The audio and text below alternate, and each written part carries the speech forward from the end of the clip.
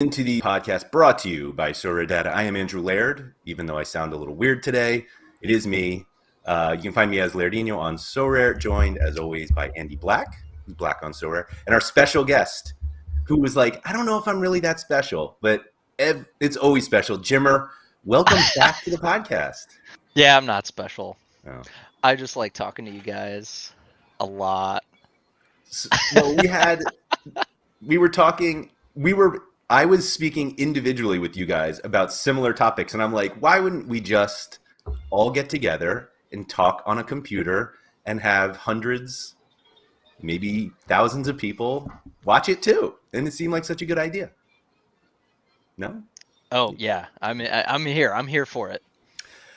Thank you to those who have already joined us to watch this. Levi's was in first. Sam, good to see you. Peyton, So Legendary, Gutters, Alex Wilson, Simo, SR maybe, So Rare. Mike Baston, thank you for coming in. Metal Gear, Tug, good to see you. Chani is here.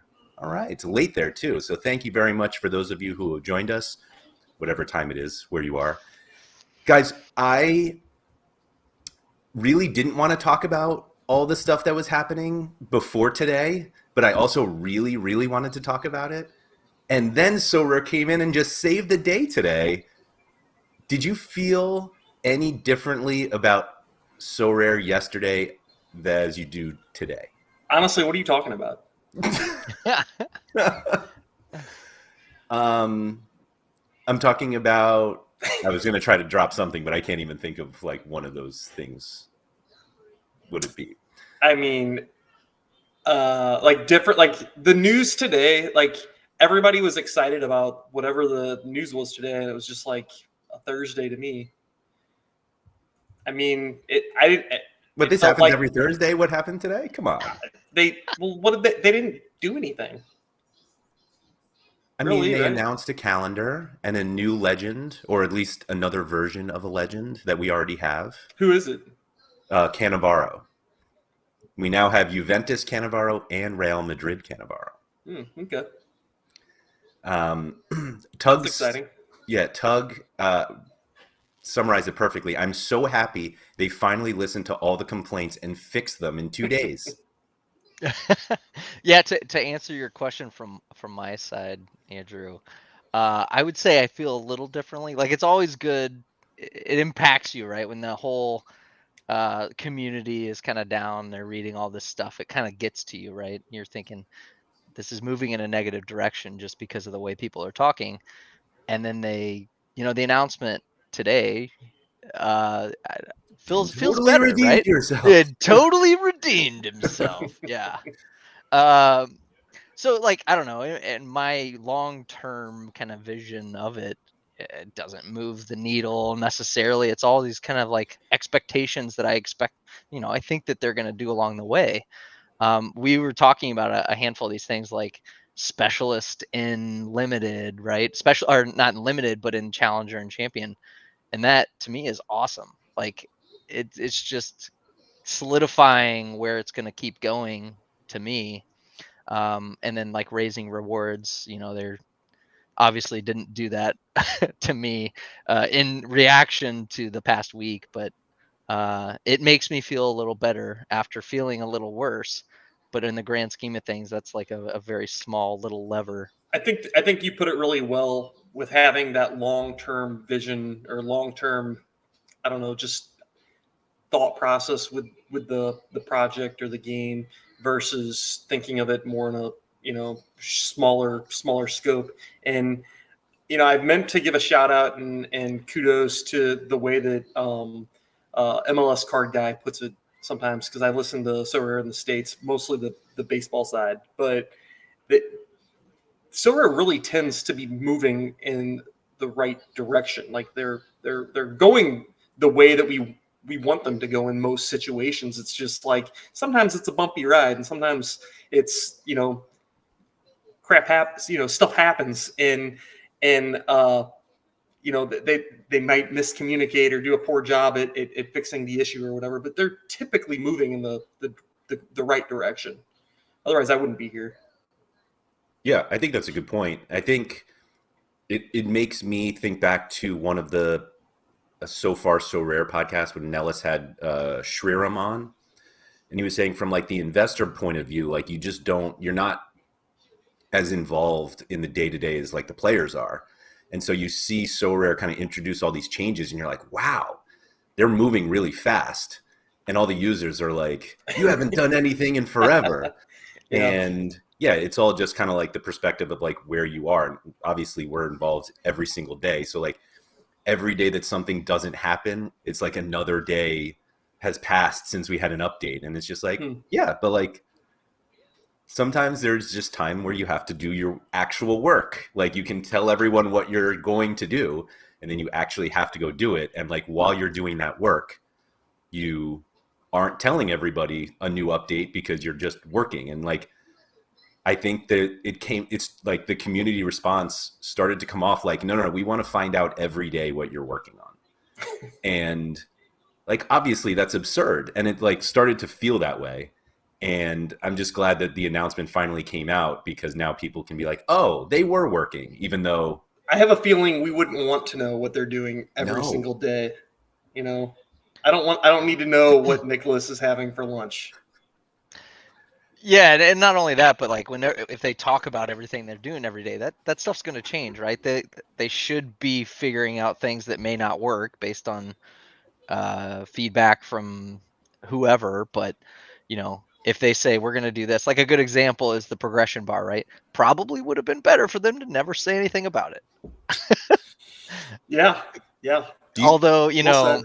I'm gonna if I ever open a bar, it's going to be called the progression Oh, bar. hell yeah. And the happy hour's going to do be you think all that's day. actually a dead idea though? No, I don't think it's dead, but people are, there was a good time when, like, we're over it now, I think, but there's a good time window where people wouldn't stop talking about it, right? Yeah. And I mean, And people still are joke about expecting it. People are expecting it, but then like it's shifted more into like hey, they had this idea before, it could be coming, Yeah. but it's not an expectation anymore. And I think it's a relatively good idea. But with that said, too, they really seem to be moving in different directions for rewarding, users that don't have the top players or whatever. That you see more of the specialist and the underdog, and maybe that's the strategy shift. They're going that way versus the progression bar or whatever. But maybe it would be good for them to just come out and be like, yeah, it's dead. It's not coming back. And I don't expect them to say something like that. I mean, I don't know. If it is dead, they should just say it's dead. Well, HG came on here last time we were talking about baseball, and we had a progression bar conversation. I agree. I think it's a good idea. I think what they're realizing is the many years of DFS where you can't just have a pay to win only kind of ecosystem, right? It makes sense here because you actually have there's another side to it, right? It's not just a fantasy game. There's a collectability game. There's also effectively a stock market for players, right? People are playing this game differently, but they're realizing the fantasy game needs some additional flavor, right? And that's the specialist, right? And we saw today, hey, we're gonna introduce specialist and limited in challenger and champion, and that's amazing for where it could go. I just want to see from like the collectability standpoint. I want to see a guess the starting 11 contest where Sean in particular has to try to guess the Marinos lineups every week, and if he gets it right, you get a reward. If you get all 11 of them, but you have to own the cards and you have to put them into a lineup like that. It'll be a thing. But I want to see this because I think Sean would definitely be throwing toys into a Pram somewhere. And did I even say that right? Is it Pram? I think it's Pram. Pram. Okay. When we came up with this title, you were worried that Nellis was going to be offended. I was. And I was like, no, I think it's a tribute. And I will say that there are other people who have used this phrase, and I can't think of a single one now, but I definitely was like listening to a podcast recently that wasn't his, and somebody used the phrase, and I was like, oh, it's like actually a phrase that people use. And so, yeah, we can John's just pretend bringing so many things into the mainstream. I mean, I'm surprised we're not all eating lasagna and coleslaw right here on the podcast while we talk about toys in the Pram. That's a Nope. no for me.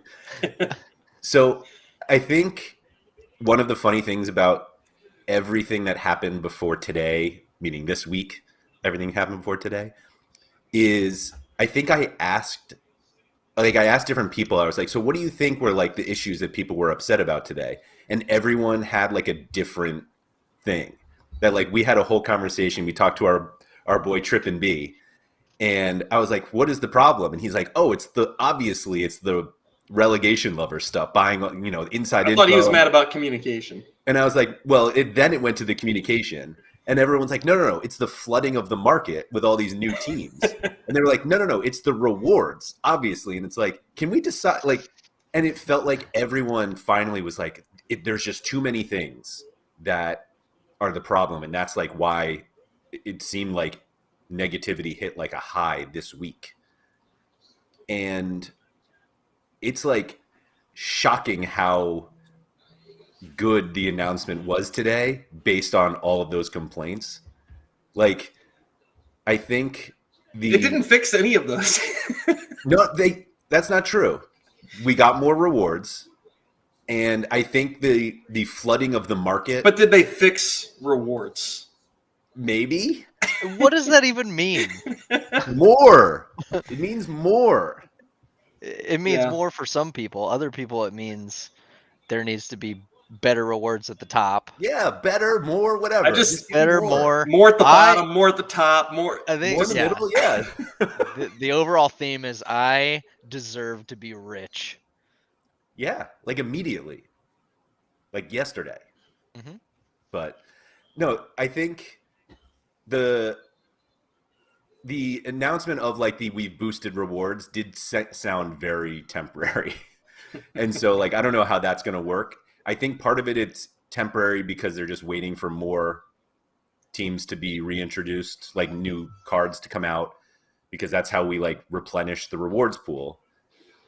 What was a little weird for me was seeing the people who were both talking about the fact that we needed more rewards and that we didn't need more cards on the market. And it's like you literally can't have that. Like more teams with more cards means more rewards. Like you can't have one without the other. And I think it was important that did Nicholas retweet it himself, or maybe it came from Tacoma? Somebody from within Sorare was like, it's important to recognize that auctions haven't been increased. And we talked about this, the three of us talked about this before.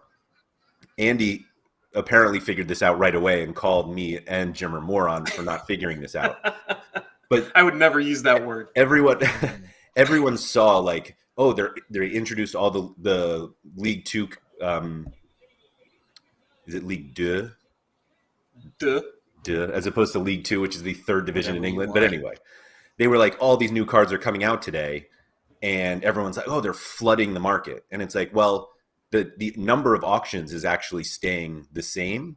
And so we're getting more European cards and probably less American Asia cards, which is like what we should be having at this time of year.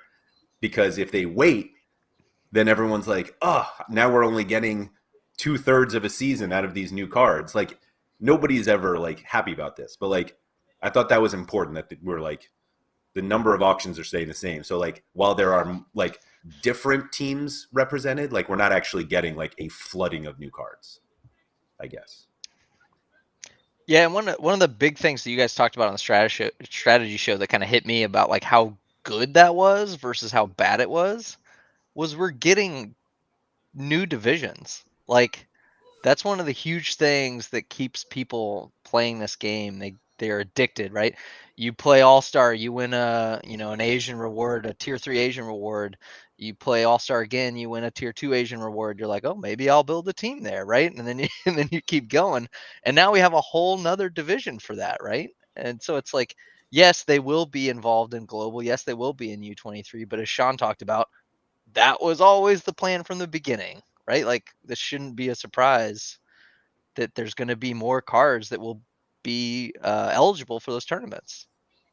I think the nice thing too is a lot of the people that went through the pain of like losing a player to one of those leagues, maybe they came back to life. You're a different case. It's not pain for me. I love it. Because I'm like, your ooh, gallery is like a ooh. graveyard of these players. And, Right. And You would think you collected red X's before this Yeah. in a non-relegation lover way. yeah. I think it was also I've gone back and forth on the championship cards being taken out of Challenger because everybody has been talking about how Challenger is too big and they're like they got to split Challenger. And then they took an entire league out and everyone's like that is ridiculous. You cannot do Well, to be fair, they took an entire league out. It's like 6 players. including It's gotta- two U23 gold It's got to be. How many players do you guys really think are in are in the English championship. Yeah. Like that have There's gotta be- cards. Yeah, there's got to be 100 maybe. Yeah. I mean, I knew you were joking with 6, but I was actually kind of curious. Yeah, there's a lot. There's probably cards out there. There's probably guys that have like 3 cards that are in there. It's like Horvath. how many? It's like how many JPL Yeah. players from 2019 are now in the English Championship? Is like because those guys will have 60 to 100 cards maybe. Yeah. Muric, he's one. Yeah, Sam, they can be used in Challenger for now. For now, yeah. At least through game week 304 because the new second division Europe is not on any calendar for the next 5 game weeks. So The ones that they're just releasing, are those eligible in Challenger, I'm assuming? Oh, that's The weird. League 2? I would assume so for the next 3 or 4 weeks, Yeah. or maybe not. Why do you assume that? Because I feel like a card needs a region, right? A card should always have a region that they can play in. I agree. Rascal And right now, there's no Misaki region. says no. Only in globals. That sucks. I mean, it makes sense. I like. Yeah, but they Get should your- be in hey, Challenger until Andy, the get your Division toys 2. back in the G-Dang Pram. Put them back in there. All right, they're back in. All right. They're back in there. Like, how many times can we throw them out and put them back in? Mm-hmm. I agree with Metal Gear. Like, why would they be playable in Challenger? Like, they were never playable anywhere. They need a region. Give them a region. Just because the one that the English Championship is moving to is currently eligible in Challenger. It was my thought, but I think it makes more sense for them to not be eligible in Or if Challenger.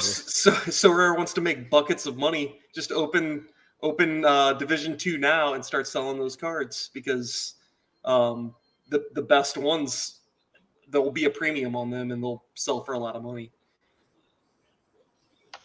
Are you going to buy cards Maybe. to play the second division?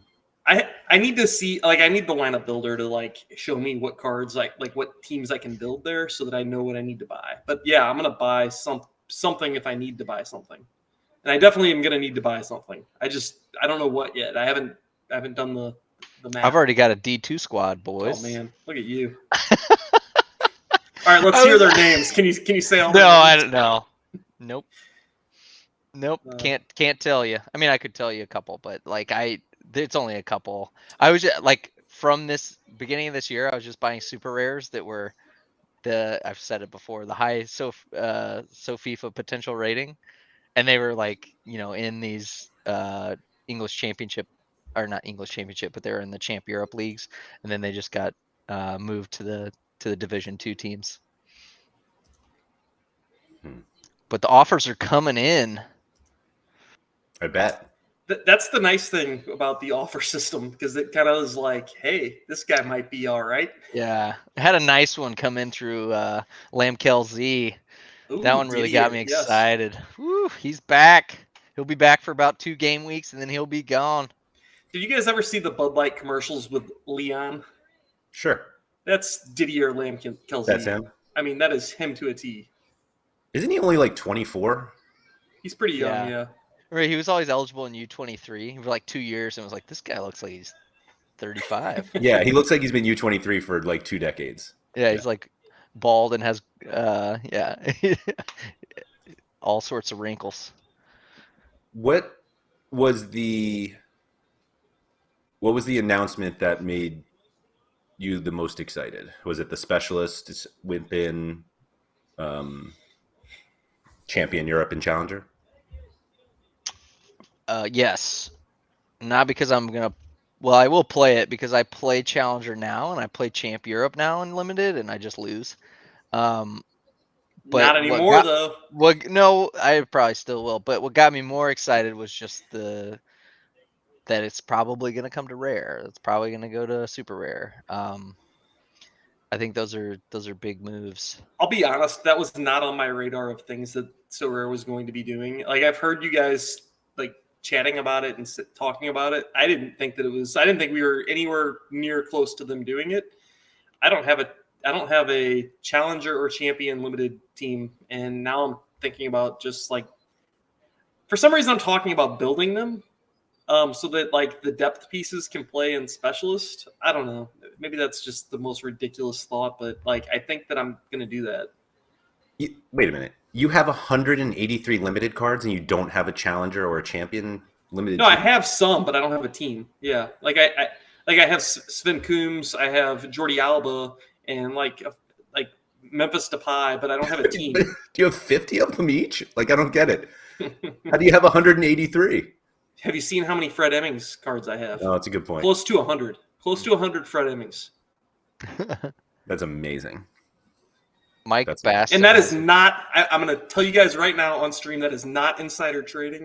It is not insider trading. But when he's the starting goalkeeper next week for Minnesota, you know, come to daddy. I got 100 of them. I've seen Andy pretty tight with the old Emmings family. I don't know. Mike Baston has a pretty good question around the dilemma of dual registration in top leagues and secondary leagues. That's interesting. I would assume it would be treated like a 2-game week, but I don't know.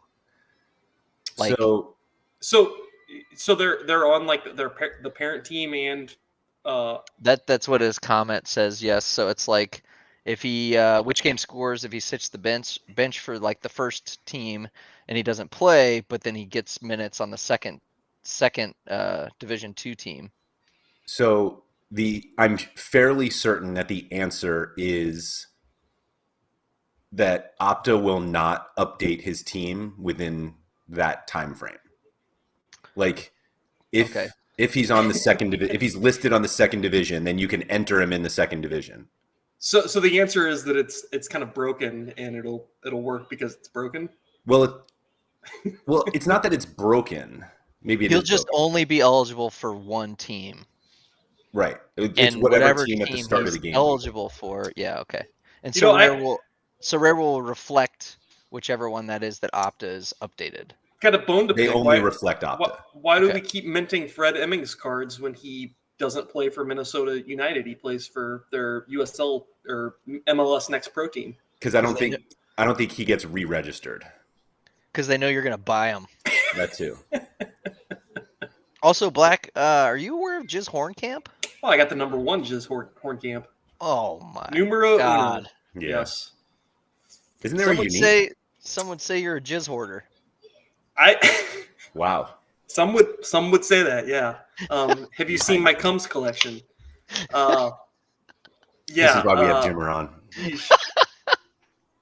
Oh my goodness! I did see his unique, and I bid on his unique, and at the time it was an unusable card because they were getting relegated, and I didn't bid on it because I didn't bid higher on it. It went higher than I was like willing to go, but can't believe you gave up that one. Now he's like one of a kind Jizz. Who does he actually play for?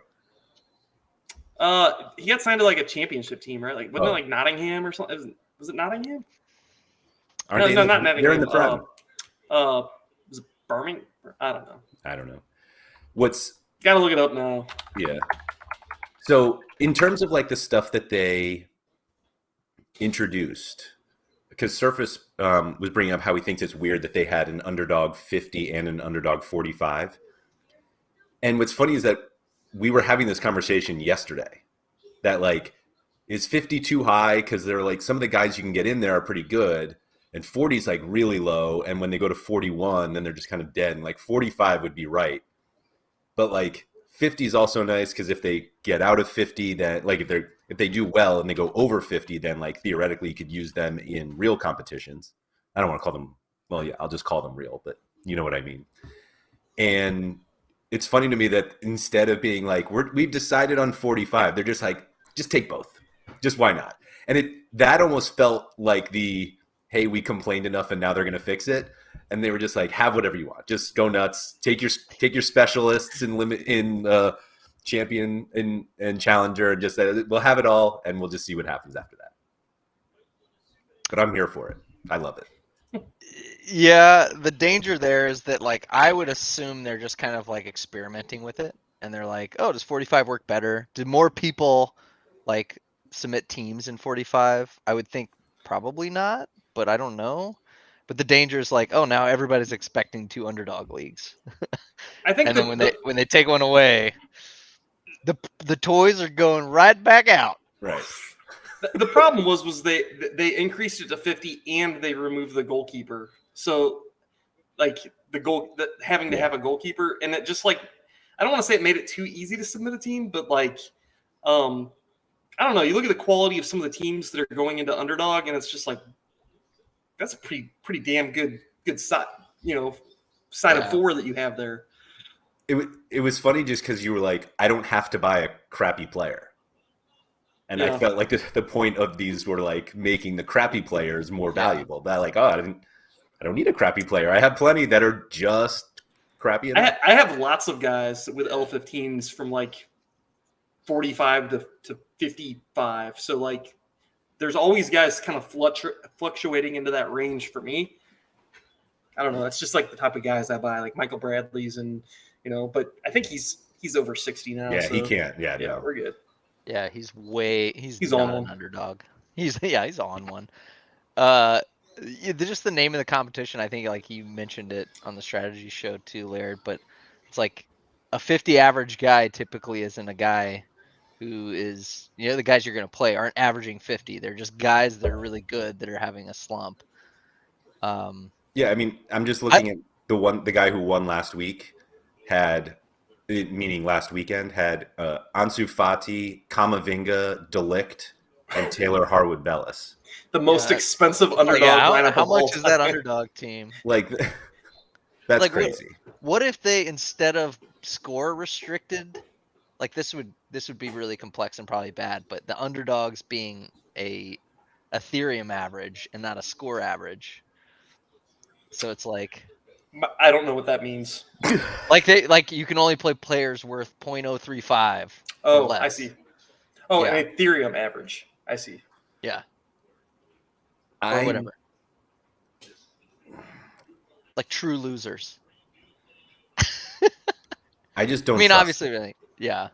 I know it would be really difficult to implement, but I think 45 probably resembles more of an underdog than a 50.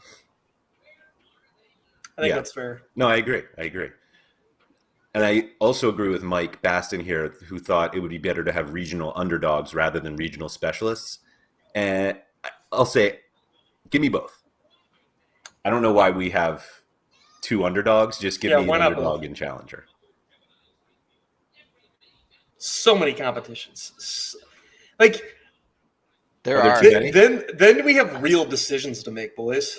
Like, what competitions do we play in? Well, even like this midweek, it was like, oh, there's so many competitions. I had to make decisions. I have like, I don't know where I'm at, probably like top 200 in terms of just card quantity. But it's like, I still need more cards. And it's so expensive to actually compete in like as many contests as you may even want to. Not even all of them. That I think it's relatively sound moving forward-ish in terms of like people can't realistically play in everything, but people who will and they have a lot of money can and they will, or they'll just drop off of like the lower leagues. But I don't know. And we're getting more divisions too with the Division 2 stuff. So how excited are you for the 2nd Division Europe underdog leagues? Not as excited as I am about the 2nd Division underdog or a specialist. Yeah. No, it's like at some point, and this was a big problem in games that Andy and I have played in the past. It's just like they just keep running and keep giving out shit, and then it's like, how much time can you realistically spend on this, right? Because there is an amount of attention and gallery size that you can actually manage, and I think like it is a good spot that they're in, but At some it's point, getting, my lineups are taking too long these days. yeah, yeah, for sure. And we actually kind of joked about this earlier today. Like Nicholas, I guess, announced on some French interview that they're talking about another U.S. sport, and you want to talk That's about been they've said that before though. right Yeah. this year though, and Yeah. and talk about toys on the pram. I know that there's a lot of people that are like, fix soccer first before we do another sport, and it's like probably completely different teams of people working on different things and whatever. I also believe those people call it football. I don't care. Also, is there a U.S. sport you guys wouldn't play? If Sorare announced it, is there a U.S. sport that you guys wouldn't play? No. I'm would gonna play say anything? no as well. I mean, I think they're realistically what we're considering U.S. sports, and for some reason, I feel like Nicholas said previously that individual sports were not considered U.S. sports. So like when everyone's like, "Oh, it's golf" or "It's tennis," like I don't think those count. Doubles. He also said The Ryder Cup. he also always says the word major, like major U.S. sport. And I think of like 4. There's 4. I mean, is MLS a major U.S. sport? I don't know. No, Ooh, controversy. they already have it. But yes. No, I think it's MLB, NHL, MLB, Yeah. NBA, and NFL being like much larger than most. I'm with Jay Hot on this. It better be the NHL. The NHL is what I want. That's what I want to play. Give me I'm NHL. with you. I mean, I'll say to your question, Andy, there are sports that I would spend less time on, that I would just like. I would want to collect the cards. I would want to, buy funny named players, as is tradition. But I would just kind of like throw some lineouts out there, and I track it. What, for hockey or for? My least interest would be NBA, Gotcha. but hockey would be probably above everything. Then I would probably go MLB or MLS. Oh no, I would put an NFL up there. But it's just very complicated. The NFL is, so like I'm not even really super considering it, but I'm pretty sure that DraftKings claims to have an exclusive on NFL. That's might. Fun. They can keep that. I saw a Kevin Hart commercial last night for it. For DraftKings. Yeah. Makers or whatever. And now the ad came into So Rare Data podcast. Yeah. It worked. Yeah, no, I watched it. It's decent, but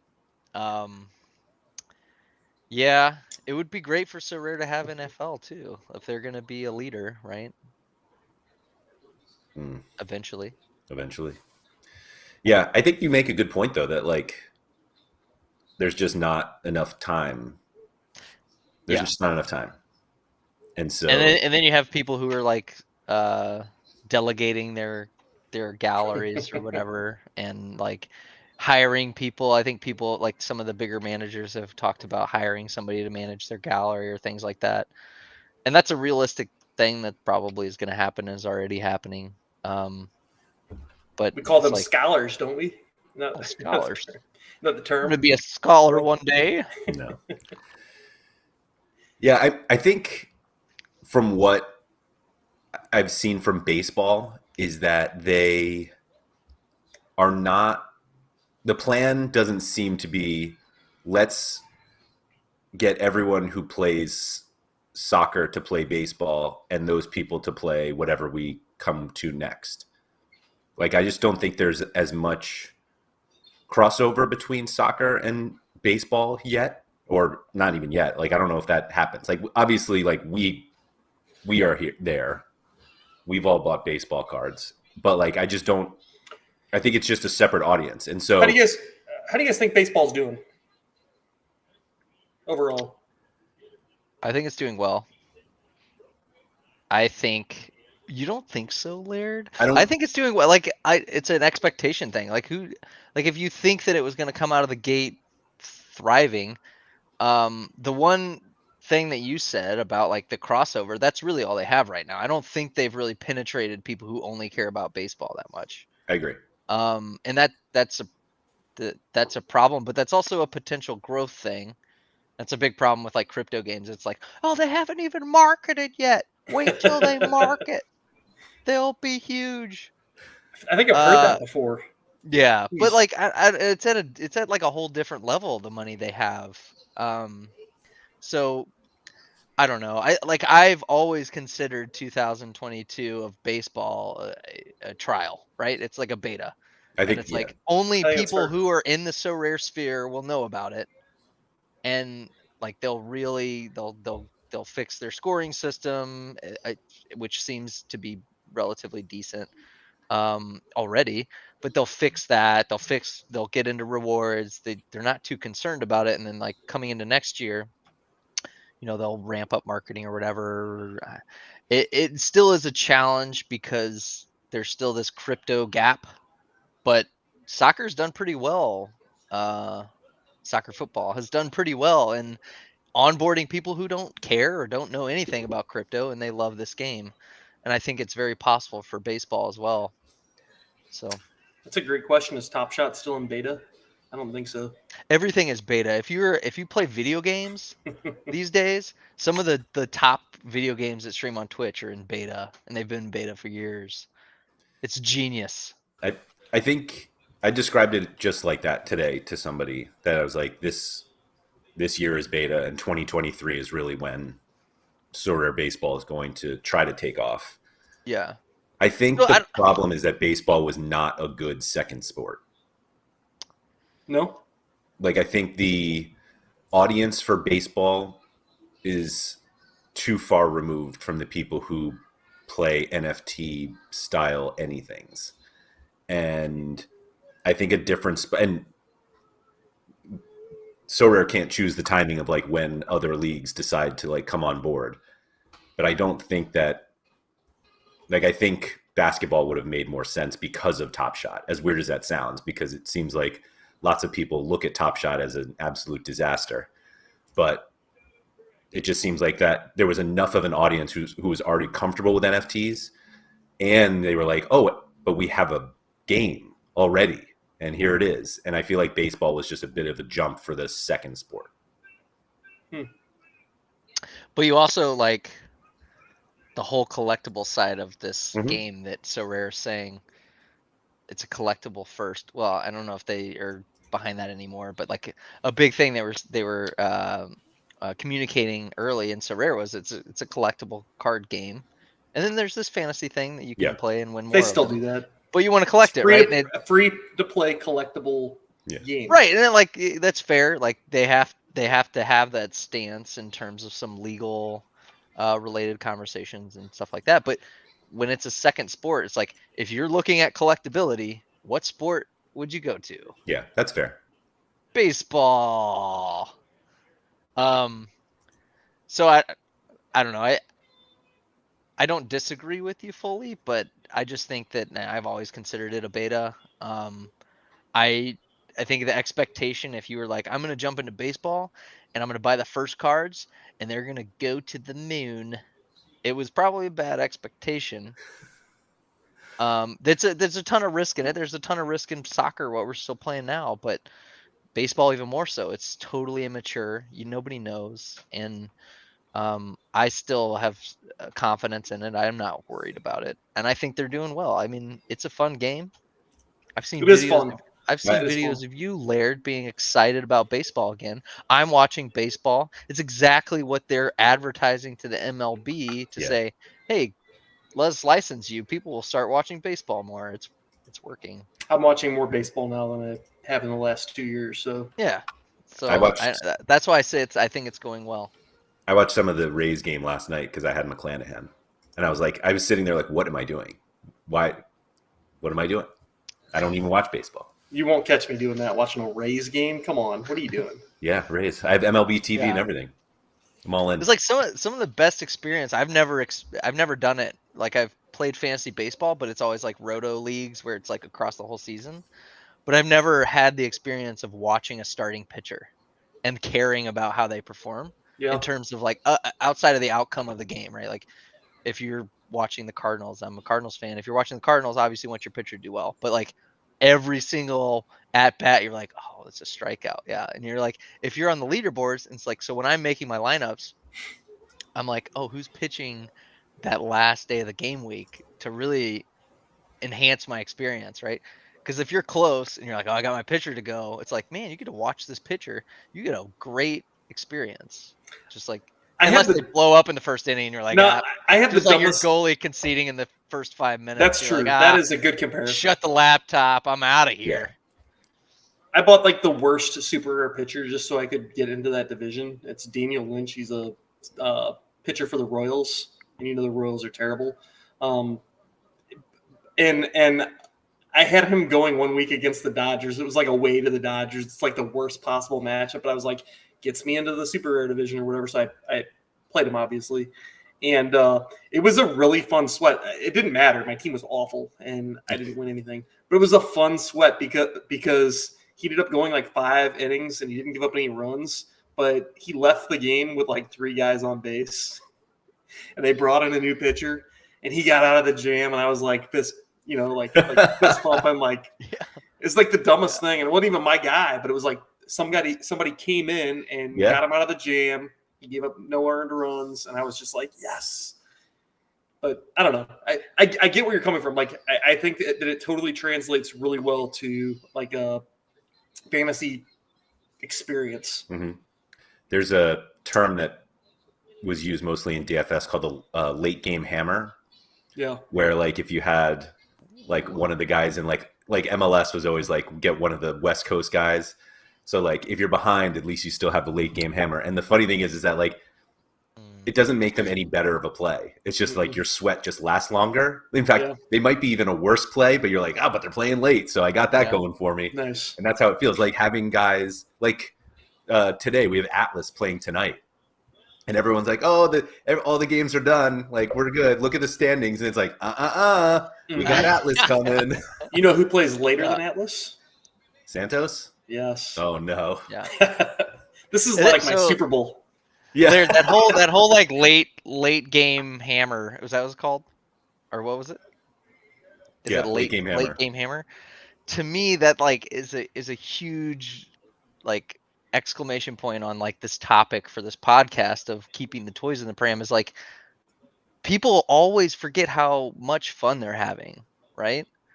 It's like, did you just bring us back on topic? Wow. Yeah, I'm trying Look to, at you. I'm trying to whip you boys into shape. You guys are all over the place. But like, no, see, like that's the big thing to me is like I got into this from baseball. I was trying to enjoy it. Like I come on here and I talk and I love talking to you guys, and it's really hard to express my opinions because I'm in a very small percentage of people that started the early game. But like I have to ignore how much my gallery's worth because I don't want to lose this enjoyment. Like the day-to-day separation from my work to look at, the scores, to look at the lineups that I have one guy left and I could hit the podium, right? And that's the stuff that's just really hard to quantify. And everybody's like, my gallery is worth X. It needs to be worth X. And and Sorare is making all these bad decisions that make my gallery worth less than X. And they're not factoring in the fact that like they've built this thing along the way that everyone actually loves if they sit down and and really evaluate it. So yeah, no, I like that. That was very well said. There's a question here in chat that I feel like you guys are much more it's much more appropriate for you guys to talk on this because I am out of my element for the most part. It's from Andre here. What do you guys think about Nicholas saying that they're looking at the possibility of introducing a stable coin? I'm all for it. Bring it on. I think it simplifies everything for maybe not everyone, but it simplifies things for a lot of newcomers, new people to the platform. I get we have different You know, we have euros and dollars, and there's still some differences there. But I mean, for the most part, it kind of like standardizes things a little bit. I'm for them doing that, and if people want to bring their money out and move it into ETH, they're welcome to do so. But I'm a fan. Yeah, I. Do you think there's any fear in? It's tough because I've never seen a crypto game like really successfully do it, and I think like it turns into greed. It turns into, here's this stable coin that we created out of nothing, because that's what Sorare's going to do. They're going to say, hey, You don't think they'll just use USDC or Tether or if that's the case, then yeah, I fully agree. But if they because come out with, that's what I expect. if they come out with Sorare coin, it's dangerous. I don't think that they. I don't get those vibes. Okay. I don't get those vibes. All of the yeah, then I agree. I mean, like, it would standardize across, and everything you said I agree with. But all the freemium games these days, they all have like coins and diamonds and shards and all these things that are different currencies in certain games, and you pay money for them, and they all wrap up into poker chips, right? Ethereum to me, and like a lot of that stuff turns into poker chips, but it just gets dangerous. So I hope they would do like a stable coin that's like legitimate, like USDC or something like that. I don't know that it's fully necessary, but I do think it might make it easier on them in terms of some of the things like they have with their onboarding and stuff like that. Like, because then Ramp would have to just convert to USDC, and then the biggest thing to me that would be beneficial is everybody who is not doesn't have a zero balance, they're exposed to ETH. And a good amount of people have no idea about crypto, and it's like all of a sudden their buying power overnight turns from $5,000 in their account to $2,500, and they're like, what is this crypto world? So that's a big positive to me. Do you think that there is concern that people will actually know how much money they're spending? Oh, that's how bad the question. Andy had a couple too many to drink. Oh, he's sorry back. about that. I think for sure. I think that's definitely a part of it. Like yeah, that hides. It does for me. Like when I make a big purchase, I don't look at the US dollar total, and I would. You might actually even just. I might think about it a little bit more, but I'm still doing it. Yeah, like shield it. Yeah. I've had to pull out the credit card purchases a couple times, and they hit a little different than like depositing ETH for sure. Just because it's the same money, it's the same. There's a couple steps you have to do to convert in between. I don't know, might impact the market. I just wonder, like, introducing a stable coin doesn't really take the crypto out of it, though. It doesn't, but it takes the volatility of Ethereum out of it. And we don't. The goal is not to take crypto out of this. I mean, we still want the components that Ethereum or crypto brings to the ecosystem, the security, portability, blah blah blah, whatever. I think that all that's great, and that's something that we want. But I think that's kind of the benefit that users get, and maybe like a lot of people that don't know about crypto, they may not care about that. I mean, the saying is that you don't care about any of those things until you have to, or until whatever. But I don't know. I think that it for like users that are ignorant to that stuff, I think that they would like a stable coin because it's a US dollar, it's a euro. Yeah, a little devil's advocate there. I've actually had a few friends joined because they've heard about crypto, because they want to be exposed, because they're interested in it, and they like the fact that Sorare is earning them Ethereum, right? It's like whenever you're looking at the thresholds, you're like, oh, what am I getting in the threshold? I'm getting $50 worth of ETH. Hell yeah, I believe in ETH. Yeah. Is $50 going to turn into $200? Yeah. Nope, that's Yeehaw, cool. right? So, like, to me personally, like, that would be my argument too. Is like, I don't go out and buy a bunch of ETH, but I use Sorare as like something that I can be exposed to ETH. Like, it doesn't bother me because I know the risks and I want that. Sure. Is the game designed to expose people to ETH, or is it a fantasy sports collectible game, or is it a method to expose people to Ethereum? I think the former is probably more of an approach they should take. Their short-term success probably is better if they are not exposing people to ETH. I don't know what the numbers are, but I would expect most people, based on where this has grown, of like, I don't even know what the Laird, you might know off the top of your head, the amount of people that own one card.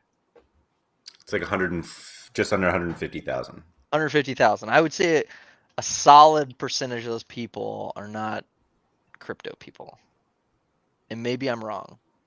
But every crypto game I've played to this point of Sorare has always been like, it's eclipsed at like 5,000 people max. I don't know. I think Bald Sherlock here in chat kind of nailed it how I have always thought of it. And it said, it feels like for the mass market, they need to find a way to enable users to withdraw straight to a bank account regardless of crypto. I don't know what the withdraw. What is a withdraw? Is that possible? I wouldn't know, but I know there are people who have said like the number of people who I've seen like on Twitter that are like, I'd like to withdraw and can somebody help me? And then you get those horrible bots that like, oh, we can help you get your ETH out of wherever you need it. Just give us all your social security number. Yeah.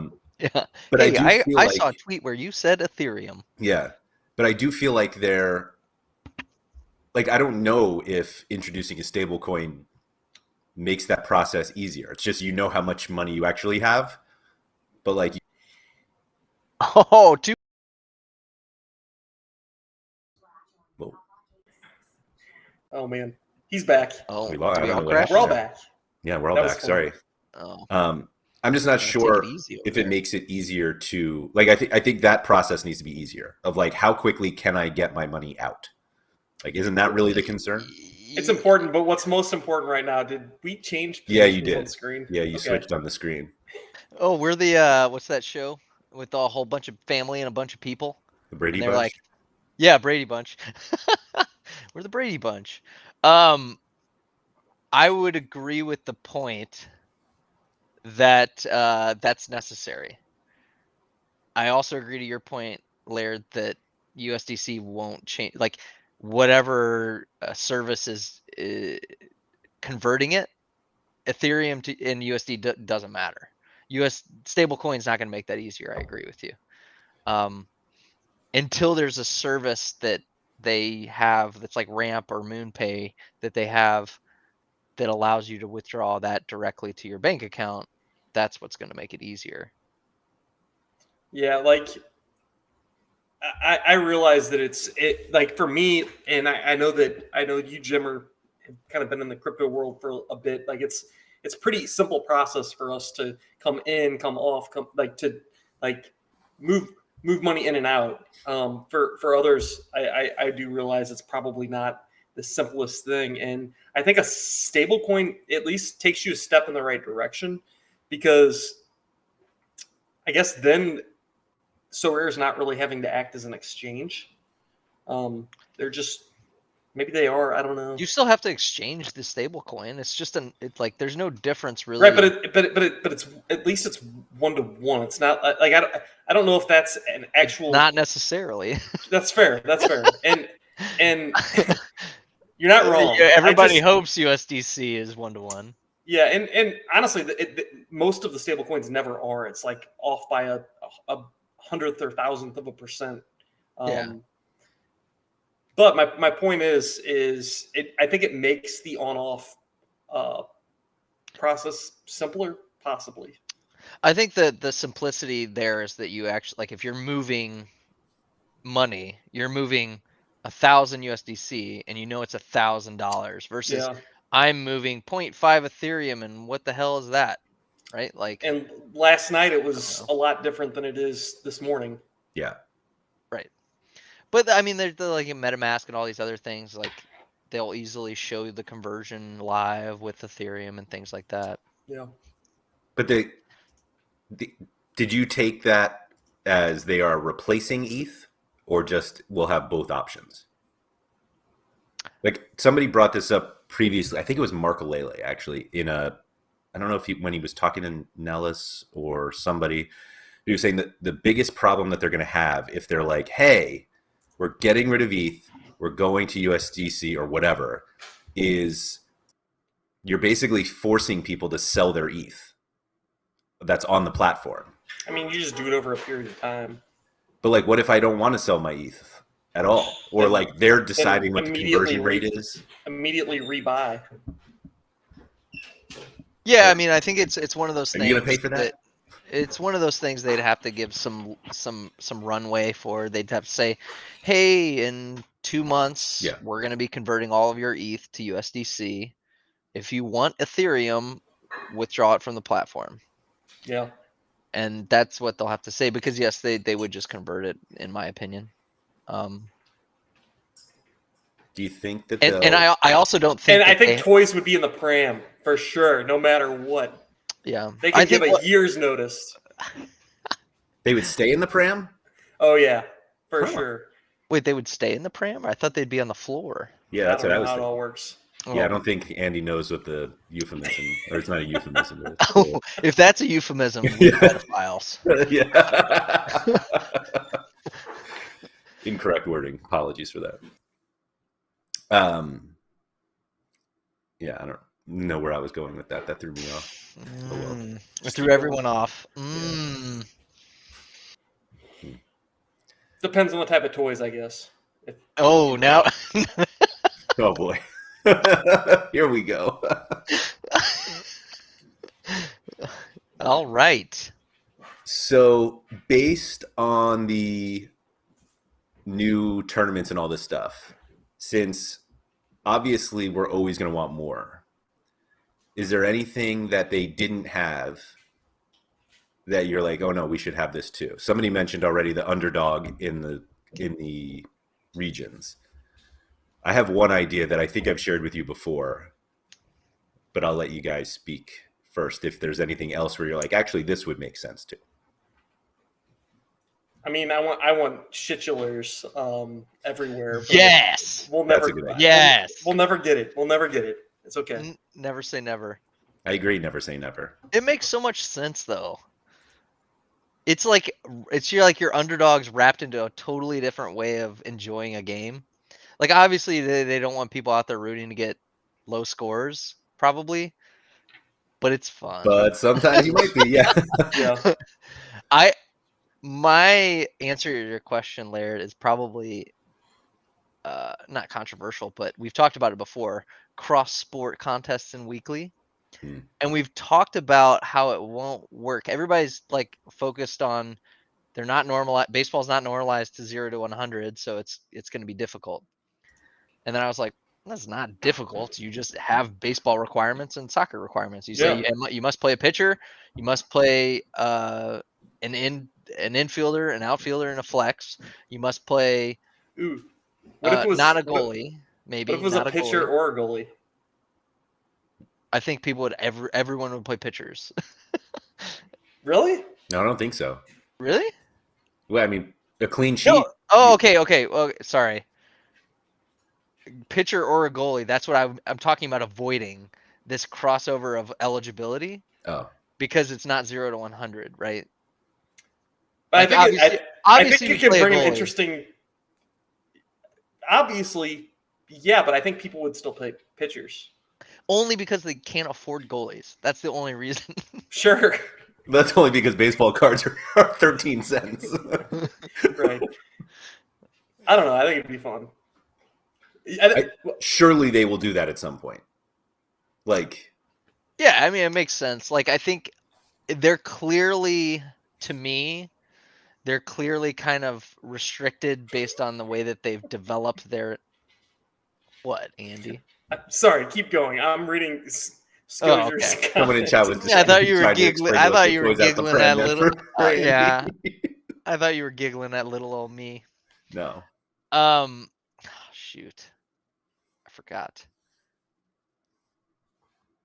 Yeah, I don't know what I was gonna Oh, well. say. Christ Almighty. Because my mind left the pram. The one that I was going to bring up was I want Legends Specialist. I want 3 Legends and 2 under 40 guys who are awful. I think that's a great idea. Do you play Legends, Laird? I play Legends Limited, and I put 2 of my best cards in it, and it feels like a total waste. I hate it. The problem in the Legends competition is goalkeeper. It just really is. Like it's just so gross to me that you have these 3 Legends with, like, I don't know, who do you even pick at goalie? Do you guys pick a good goalie? I play my Legend goalkeeper, so yeah, I don't do that. Like last week or this upcoming week, I'm playing Marc-Andre Ter Stegen and Messi with 3 Legends. And like that seems like a total waste for those 2 cards. Doc 1806 was thinking outside the box, and then as I read the entire quote, the entire comment, I realized it's exactly the shit-euler game that we play. Yeah, so for those of you who are, I mean, nobody should be familiar other than the random people we play with. But we play this game where we do it in an Excel spreadsheet because Sorare won't develop it yet. But neither will Sorare Data, just saying. Yeah, Sorare Data won't develop shit-eulers. So you They're pick 5 actively players. refusing to develop it. You make an SO5 lineup. Everyone on Twitter. Hashtag shit-euler. Go out and Sorare Data. All right, I'm sorry. This is part of your Legend membership that you get to play this game, where you pick 5 players and whoever scores the fewest points wins, but all 5 players have to play. And if they don't play, they score 100. Yeah. And your captain halves the score. Right. It's just so beautiful. So it's a great game, and nobody has built it yet. Yeah, speaking of that, we also have no way to actually submit shit-euler lineups anymore because training no captains remove the captaincy. Yeah. And Sorare Data doesn't have the is there a lineup that you can have every card eligible? Yeah, obviously not commons. No, you can with commons. You can import your commons, but that's a good question. Because I thought, let me see here. Good question, Jimmer. I don't think there is. And this goes back to my feature request of just lineups that you can submit any cards that you own into a default lineup. Bald Sherlock, I have to address this one. How am I feeling about Yuma, my man? The champagne bottle under my bed is still gathering dust.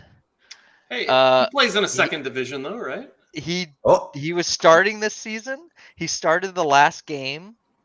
The problem is they're like 10 points behind promotion. They're in 3rd. But overall, I feel very, very good about Yuma. He's a sweetheart. I think he's long a beautiful term, boy, isn't he? Yeah, the champagne will be popped. Don't worry about that. It's just growing with age. It's gonna taste better. To answer your question, I don't think there's a way to do it. Like to get super rares in with commons. I asked the question, but I knew the answer, Laird. You know. You're right. You walked me right into it. It's the Jimmer and Andy pod now. Sorry, guys. I'm out of here. So beautiful, and yet Jimmer always forgets to submit. Do we solve this, guys? Are the toys in or out of the pram? They're back in. And what is a pram? It's like a baby crib. carriage. Yeah, I think it's like a crib, isn't it? Oh, crib. I assumed it was a yard. Oh no. A yard? Yeah, like the backyard is the pram. And you're just chucking No, stuff no. over the fence? I don't Yeah, know. you're like you get mad, so you throw the toys outside of your yard. Yeah. Oh hell No. yeah! No, I think the description earlier was accurate. It's like a baby throwing a tantrum and throwing their toys out of the crate. Oh, Doc is saying pram is It's a buggy. It's a Oh. Yeah, buggy. it's like a Like cart. a stroller, like Yeah, a it's carriage. stroller. What did I say? A carriage. Yeah, I said a little baby carriage. Oh. So like it's a sunny day. How many And- toys can you and- fit in a pram? That's what I was wondering. Several. At least two to make it plural. You can't have one toy. Keep your toy in the pram. Right? Yeah. No. Yeah. Yeah, it's at least two. At least two. Yeah. Pram just sounds like your backyard or something. Like it just sounds like throw them out of the pram.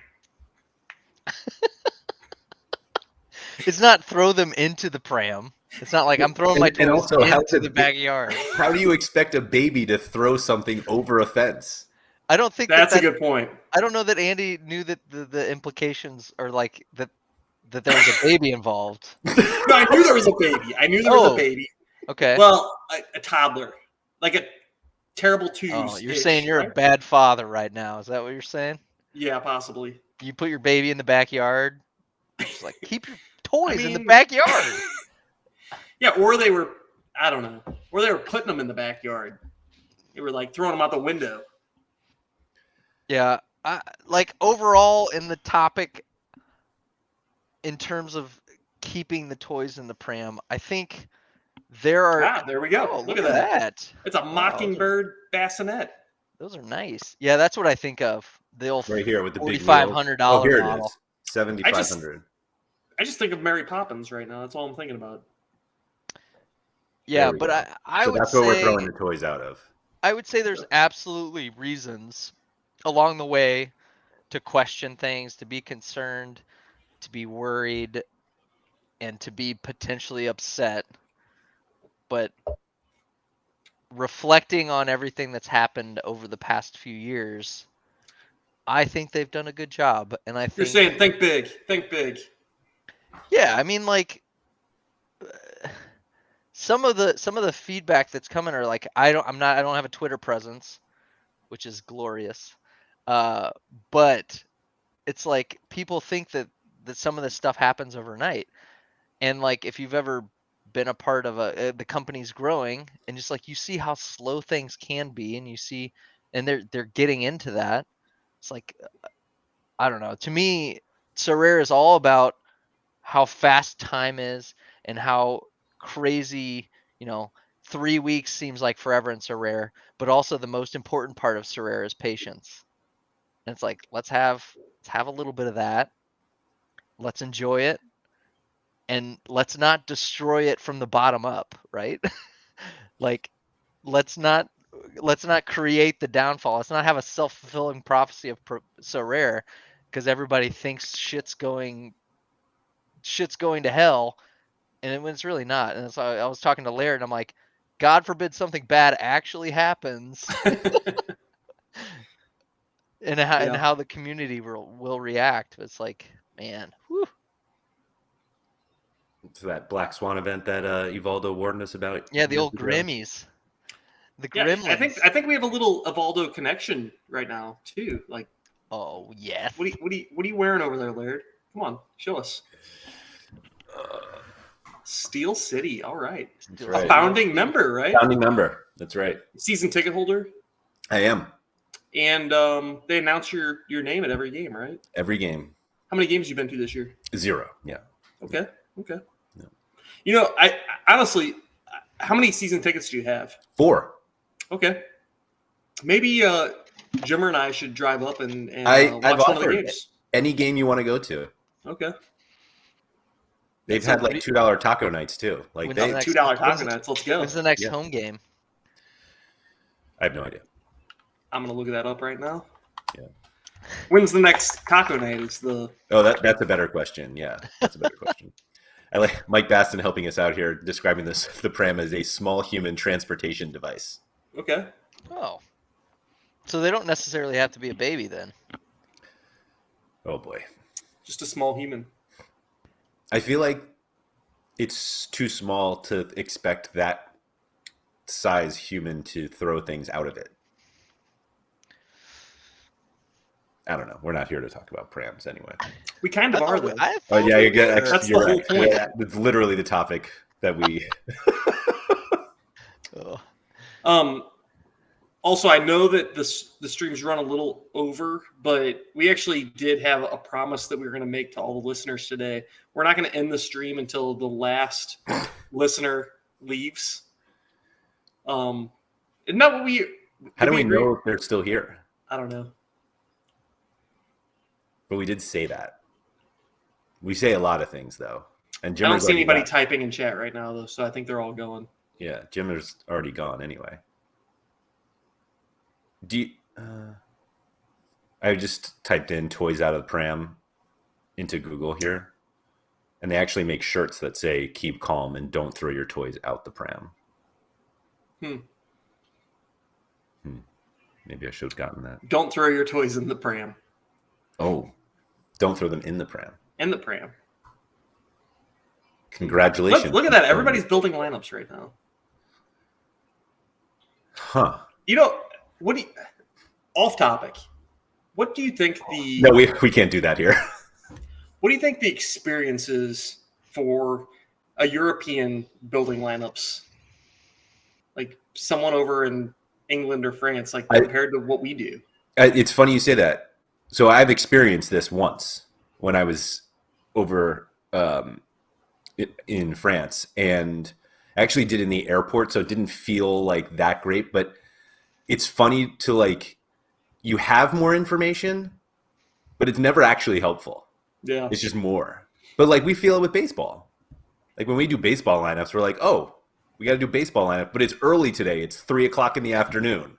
And no, baseball lineups are their own thing because it's always different, and you don't know when it's going to be. And I have to be like, "Hey guys, when are lineups due?" And everybody's like reminding me and trying to help, and I appreciate that. But it's always different.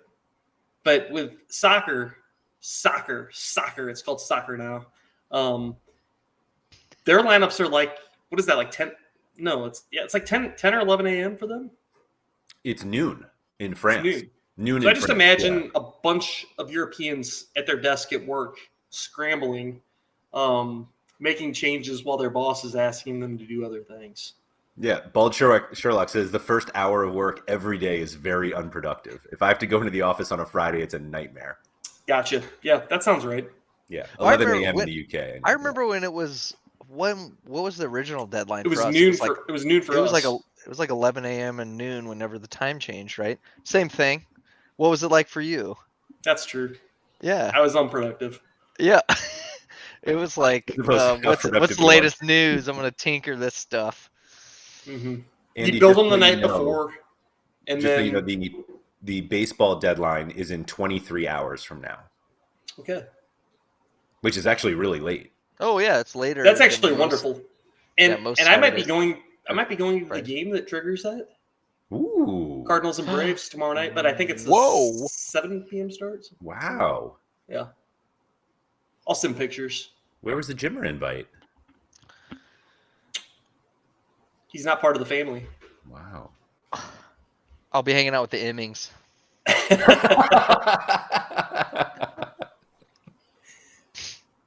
Nice. We're going to the STLCSC 2 team against Minnesota United 2. You're just gonna be hanging out with My man Klaus. Roman and Klaus. Jacques Klaus. Yeah. That was wild. That was so wild. That was so funny too. Can you? We've gone long, but I'd like you to just explain this story because there's so much into it, and it sort of has. I mean, it definitely includes. Well, Andy talked about it last week, didn't you? I thought you mentioned it. I did. He did. Yeah, I was like, but you messaged us and you were like, I think I'm on the same flight. So funny. Oh my gosh. So I was coming back. I was coming back from Wyoming. We had like crazy weather and layovers in Denver. So I finally got to Denver. It was like 10 minutes after the plane was supposed to leave. And it was like the plane hadn't left yet, but it didn't mark delayed. So I sprinted through Denver like a mile. And then like I finally got there and I see all these other STLCSC players like running to the gate as well. And I'm like, You say that really well and quickly. Like that rolls off the tongue. I can't even read it that fast. oh, STLC, oh, I hate it, yeah. And I messaged Andy and Dylan. I was like, boys, I'm knee deep in the STLCSC 2 team. I am knee deep here. And I was like talking to a couple guys, I didn't recognize them. I was like, oh, did you guys play? And they're like, yeah, we played in Vancouver. We were like, yeah, STLCSC 2 played in Vancouver. All these guys are wearing these kits. I didn't see some of the All-Stars or whatever, but I was like, okay, I'm on this flight. And I was just like kind of nervous talking to these guys that I didn't even know. And then they got on the plane. I'm like, I'm going to be sitting in the back or whatever. And I'm smack dab in the middle of them. My seat partner's Roman Berkey, and right next to him is Klaus. Oh, it was crazy. And they're cool guys. Did you try to sell them their own cards? No, I didn't. I did show them their cards, and Berkey was hilarious. Did you submit either of them in shitulars that week? No, I'm actually really bad at submitting them because I get so tired by the time I enter my lineups that I'm like so rare. I'm like so rare lineups, and then I'm like so rare deer lineups, and then I'm like log off immediately, go to bed. But I did. I showed Berkey his card. I showed Klaus's card, and Klaus was like, it was harder to talk to him because he was across the aisle. But I showed was it 2 seat? Was it 2 and 2, or was it one of them? It was 2 and 2, so it was a smaller plane. We're just going from Denver to St. Louis. But I showed Berkey's card, and I like showed him like his Sorare data graph of like his price and like his average price, and his immediate reaction was like, "Where's my money?" It was so funny. He was like, "I'm gonna have to talk to my agent." And I was like, "You should. Like, you can't right now, but when STLCSC launches next year, get your player card and you could sell it, or play with it, or keep it, or whatever you want to do." But they're not allowed to play, right? Yeah. I don't think so. I don't know. I think the way Tony explained it is it probably matters per league. Yeah, I was gonna say I think Sorare tried to institute the rule that they can't play their own league. Yeah, but I think the MLS one came from the league from MLS, and they were like, you can't do that. I would assume the U.S. leagues are probably a little more strict on that. I think that's a good rule. Like, you can't play in your own league. You can play in maybe another region or something, but like the whole Ajax guys owning all the Ajax guys and knowing who's starting in goal that week is like is that okay? I was fine with it. I agree. I think the biggest problem is just the stakes that are involved. But it's really cool to see these guys playing, right? It's like, I don't know. At some point, some people will automatically gain advantage in things like this. This is the way the world works. Sure. I think if you and I had just worked hard enough to become professional football players and eventually signed with Ajax and then bought Sorare cards, I think we should be able to take advantage of that hard work. I've been working garbage on this take, for years. terrible take. Yeah. Me and Andy are going to go to the STLCSC tryouts this weekend. Just don't sell yourself short. You think they're going to be that bad, huh? Oh no, I think that was a positive. He thinks that you thinks and I we're are that MLS. great. He thinks you and I are MLS caliber. Okay. Yeah, I've seen Harry Trades throw some shots on net. Mm-hmm. You know, we need to do. I don't know. We need to. I don't think the net actually. You know, if we do another meetup, you know, the 5-a-side thing sounds amazing. That would be a good idea. I would definitely like some 2-footed tackles and put some people into the wall. Yeah, it'll have to be in the continental United States for my insurance, but because I'm gonna get hurt for sure. seen Jimmer pull a couple hammies for sure. Yeah. That's actually how I kind of started talking with Andy and stuff. We met in the MLB game, and then he was talking about going to a soccer game, and I did the stupid DM of like, hey, you know, I kind of want to play soccer. You guys need an extra one tonight? But I'd played it. Yeah, actually, no. Sorry, Jimmer. We're good, man. No, but I'd play with him, and then I'd immediately hurt myself 2 games in and be like, sorry, see you next season. Oh, that guy. I'm the guy who thinks he's younger than he is and doesn't stretch. Aren't we all? Aren't we all? Stretch. Come on. Yeah. Come on. Nobody does that. It's just propaganda from the stretching community. It's kind of like breakfast. Like, who eats that? Actually, Not me. I do. I think we have officially lost it. Toys are out of the pram. We didn't keep them in. Thank you to everyone who has joined us. We said we were going to stay here till everybody left, and there's been no comments in the last 5 minutes. So I think everybody's gone.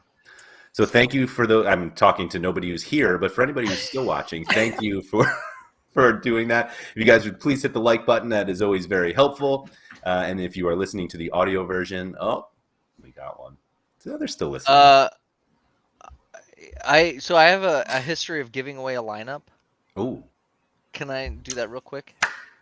sure. Let's do it. Okay, I'm gonna give away. Since I love limited, I'm gonna give away my limited, or since I love legends. Sorry, I'm gonna give away my limited legends lineup, and I think I've got enough. But the question is, first in the chat, which 2 players from the Cardinals have recently been on paternity leave? We got to. Is That's this a good the one. first Sorare crossover event?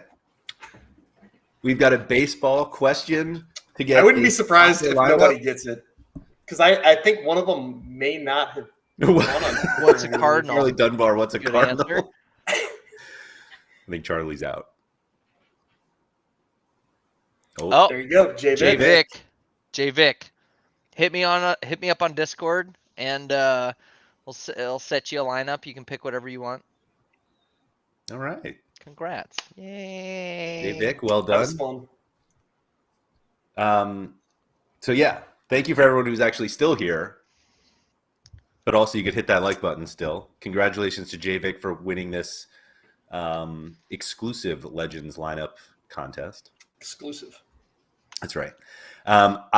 We will be back next week, probably around the same time. We'll see. And I'll be back earlier in the week with Sean for the strategy show. Once again, if anybody could hit that like button or subscribe to the audio version, rate it, review it wherever you listen, that's always appreciated. Should they Jim- smash that subscribe No, button? Smash you can just like it. It's okay. Just a simple click. Smash it. Jim, are you streaming tonight? Or was this it? Yeah, I probably will because I've had a couple bush lattes. We're gonna just roll right into setting lineups recklessly. All right. So yeah, thank you for that. Jimmer, thank you very much for coming on, and we will chat to you again soon.